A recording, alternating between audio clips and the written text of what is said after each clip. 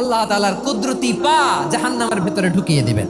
জাহান্নামের সবচাইতে হালকা আযাব হলো ওই ব্যক্তির আযাব যার পায়ে দুটো জাহান্নামের আগুনের জুতা পুড়িয়ে দেয়া হবে। ওই আগুনের উত্তাপে তার মাথার মগজগুলো ভাতের মারের মতো টপ টপ টপ টপ করে বেয়ে বেয়ে পড়বে। এইটা যদি সবচেয়ে লাইট পানিশমেন্ট হয়, সবচেয়ে হালকা পাতলা সহনীয় আযাব যদি হয়, তাহলে ভয়ঙ্কর তোমার আযাবের কি অবস্থা হবে?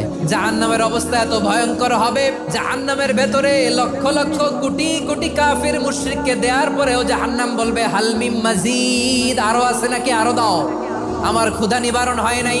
জাহান্নামে তো উত্তপ্ত হবে, জ্বলন্ত হবে, ভয়ঙ্কর হবে। জাহান্নামের এক অংশ আরেক অংশকে খেয়ে ফেলবে। আল্লাহু আকবার।